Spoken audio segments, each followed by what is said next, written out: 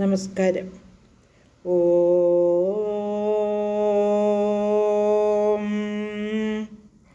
ഓം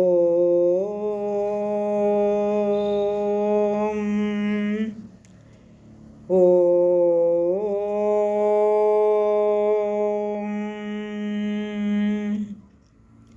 സർവമംഗളമംഗല്യേ ശിവേ സർവാർത്ഥസാധികേ ശരണ്യേ ത്രൈംബകേ ഗൗരി നാരായണി നമോസ്തുതേ.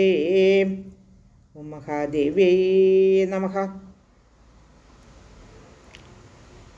ശ്രീമദ് ദേവി ഭാഗവതം പ്രഥമസ്കന്ധം അധ്യായം 10 31 ശ്ലോകങ്ങൾ പാരായണം ചെയ്തിരുന്നു. ഇപ്പോൾ വ്യാസൻ ചിന്തിക്കുകയാണ്, വിഖ്യാതയായ ഒരുവൾ എനിക്ക് ഇപ്പോൾ എൻ്റെ അടുത്തില്ലല്ലോ, പിന്നെ എങ്ങനെയാണ് എനിക്കൊരു പുത്രൻ ഉണ്ടാകുന്നത്? വളരെ സൗന്ദര്യവതിയും ചെറുപ്പക്കാരിയും കുലത്തിൽ ജനിച്ചവളും പതിവ്രതയായുമൊക്കെ അങ്ങനെ ഒക്കെയുള്ള ഒരാൾ എനിക്ക് പത്നിയായി വരേണ്ടതുണ്ടല്ലോ. അല്ലാതെ എങ്ങനെയാണ് എനിക്കൊരു പുത്രനെ ലഭിക്കുന്നത്? ഇനി അങ്ങനെ ഉണ്ടെങ്കിൽ തന്നെ അവളെ ഞാൻ എങ്ങനെ പത്നിയാക്കും? എപ്പോഴും അങ്ങനെയുള്ള ഒരു പത്നി ഒരു ബന്ധനം തന്നെയാണ്. അവൾ തൻ്റെ സുഖമേ എപ്പോഴും കാക്ഷിക്കുകയുള്ളൂ. ശിവൻ പോലും കൈലാസപർവ്വതത്തിൽ ബന്ധനസ്ഥനായിരിക്കുകയാണ് എന്ന് അദ്ദേഹം ചിന്തിക്കുന്നു. ഇങ്ങനെയുള്ളപ്പോൾ ദുർഘടമായ ഒരു ഗൃഹസ്ഥാശ്രമ ജീവിതം എങ്ങനെ നയിക്കും? ഇങ്ങനെയൊക്കെ ചിന്തിച്ചുകൊണ്ടിരിക്കുമ്പോൾ ദിവ്യരൂപിണിയായ ഘൃതാജി ആകാശത്തിൽ സ്ഥിതി ചെയ്യുന്നത് അദ്ദേഹം കാണുന്നു. ആ സൗന്ദര്യവതിയായ അപ്സരസിനെ കണ്ടിട്ട് അദ്ദേഹം അതിവേഗം കാമപീഡിതനായി തീരുകയും ചെയ്തു. ഇങ്ങനെയുള്ള ഈ ധർമ്മസങ്കടഘട്ടത്തിൽ ഞാൻ എന്താണ് ചെയ്യേണ്ടത് എന്ന് അദ്ദേഹം ആലോചിക്കുന്നു. 32 തുടങ്ങി 36 വരെയുള്ള ശ്ലോകങ്ങൾ പാരായണം ചെയ്യാം. അധ്യായം 10. ധർമ്മസ്യ പുരതഃ പ്രാപ്തേ കാമഭാവേ ദുരാസദേ അംഗീകരോമി യദ്യേനാം വഞ്ചനാർത്ഥമിഹാഗതാം.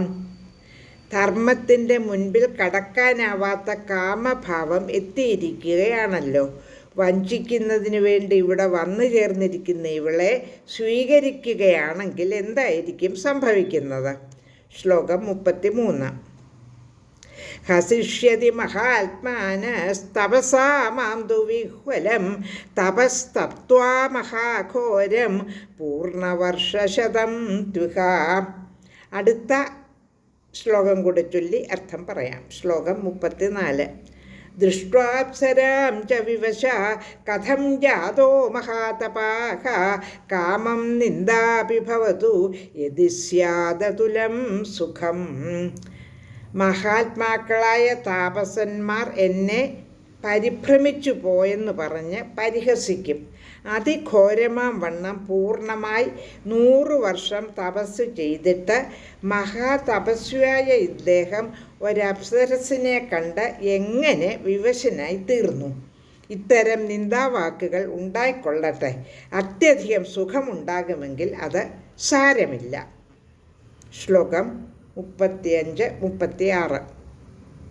ഗൃഹസ്ഥാശ്രമസംഭൂതം സുഖദം പുത്രകാമദം സ്വർഗദം ച തഥാ പ്രോക്തം ജ്ഞാനിനാം മോക്ഷദം തഥാ. ശ്ലോകം 36. ന ഭവിഷ്യതി തന്നൂനം അനയാ ദേവകന്യയാ നാരദാച്ച മയാ പൂർവം ശ്രുതമസ്തി കഥാനകം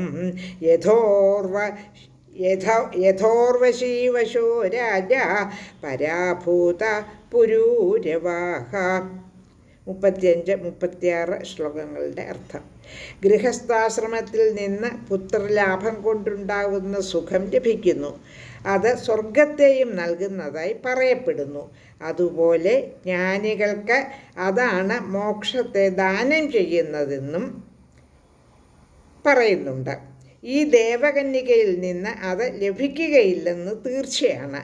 എങ്ങനെയാണ് ഉർവശീവശകനായ പുരൂരവസ് വഞ്ചിക്കപ്പെട്ടതെന്ന കഥ പണ്ട് നാരദൻ പറഞ്ഞ് ഞാൻ കേട്ടിട്ടുണ്ട്.